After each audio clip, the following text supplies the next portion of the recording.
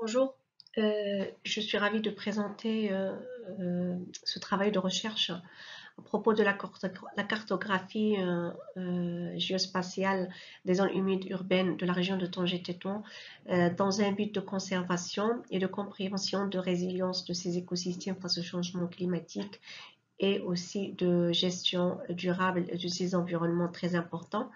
Ce travail a été effectué dans un travail de recherche sur la biodiversité des oiseaux dans les zones humides de la région de Tanger-Tétouan au sein du laboratoire Biologie, Environnement et Développement durable à l'ENS de Tétouan à l'université Abdelmelek Saadi. Nous avons effectué cette cartographie parce que la cartographie va nous permettre de rassembler des informations afin de diriger les décisions de gestion et de conservation. Actuellement, nous avons pas mal d'outils de télédétection qui sont développés et le remote sensing, le coding, les différents satellites. Nous avons pas mal d'outils qui sont open source et la cartographie géospatiale permet de créer des cartes encore plus performantes que les anciennes cartes en papier. La cartographie permet de diriger la gestion durable parce que la data géospatiale permet de décrire plusieurs aspects qui sont très importants pour les environnements, à savoir les locations, les limites, le moment, c'est-à-dire on peut remonter le temps, et plusieurs indicateurs géographiques. La cartographie est très importante aussi pour la conservation. Dans le cas des zones humides, la cartographie va nous permettre de voir la présence ou l'absence des zones humides, de déterminer les limites de ces écosystèmes, les classer aussi et déterminer leur valeur écologique. La cartographie permet aussi d'avoir des informations sur la résilience au changement climatique ou éventuellement la vulnérabilité des écosystèmes. En ayant accès à 5 capacités de résilience, à éventuellement la reconversion, l'adaptation, la transformation, par exemple. La région de Tanger-Tétouan est située au nord du Maroc. Nous avons ici une grande ville en plein développement, Tanger, et une grande ville aussi en plein développement, Tétouan. Et nous remarquons que cette région, elle a deux côtes, une côte méditerranéenne, ici le détroit de Gibraltar, et une côte atlantique. C'est une région méditerranéenne et la région méditerranéenne, elle est connue pour être un hotspot de biodiversité mondiale et la région méditerranéenne et toutes les zones méditerranéennes ont une grande valeur patrimoniale locale, régionale et mondiale. Les zones humides qui se trouvent ici au Maroc, dans la région de Tanger-Tétouan, reçoivent plusieurs espèces d'oiseaux qui sont résidentes, migratrices de passage, hivernantes ou bien nicheuses.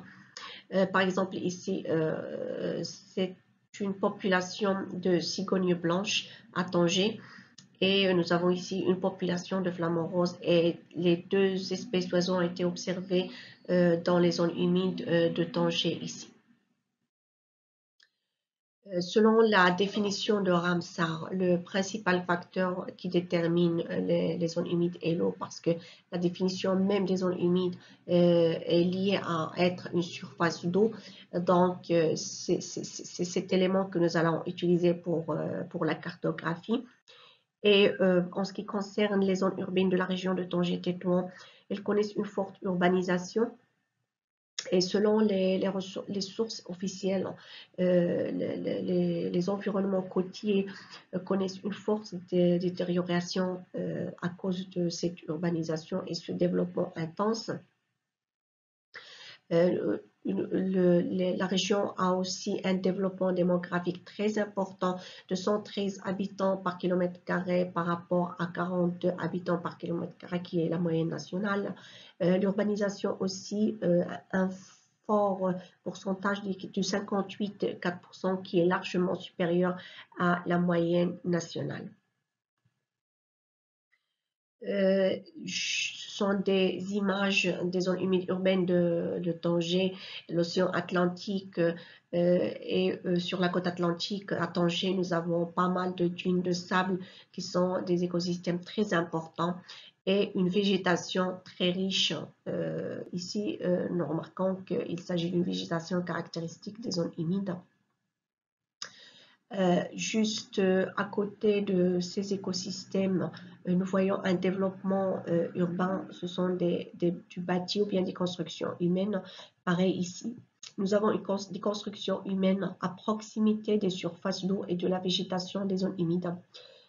Ici, nous avons un détail de l'océan Atlantique, l'eau saline, des dunes de sable et de grandes populations d'oiseaux, notamment les goélands, qui fréquentent ces zones humides urbaines le long de l'année. La question principale que nous sommes posées, c'est quel est l'effet de l'urbanisation sur les zones humides de la région de Tanger, étant donné que ces zones humides sont très importantes, riches en biodiversité, et de l'autre côté, nous avons une urbanisation qui est très accélérée, qui est très importante.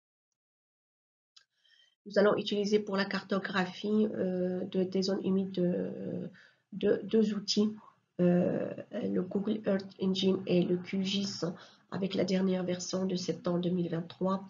Ces deux outils vont permettre l'acquisition de la data, l'analyse sur le cloud, la visualisation et l'analyse des images satellites et le calcul de plusieurs indices. Ce qui est important, c'est que ces deux outils sont open source et ils sont développés par une population collaborative de bénévoles et ils vont permettre d'extraire les données dont on a besoin. Ce qui est important aussi, c'est que ces outils-là permettent d'entrer le code et de choisir les paramètres à calculer pour les besoins spécifiques. Les résultats préliminaires de calcul de l'indice de l'eau, étant donné que l'eau est le principal facteur des zones humides. Il est basé sur l'absorption dans l'infrarouge proche et l'infrarouge. Et cette absorption va donner une différence de contraste qui va être visualisée sur la carte. Nous avons ici une image satellite avec c'est une image satellite RGB avec 3 bandes. Nous avons ici ce qui est en rouge, c'est l'eau, ce sont des fausses couleurs en fait. Et ici, le traitement par le QGIS et Google Earth vont permettre de visualiser la présence ou l'absence de l'eau. Ici, en clair, il y a présence de l'eau et ce qui est sombre, c'est il y a absence de l'eau. Ici, en bleu, presque bleu, également, c'est la présence de l'eau.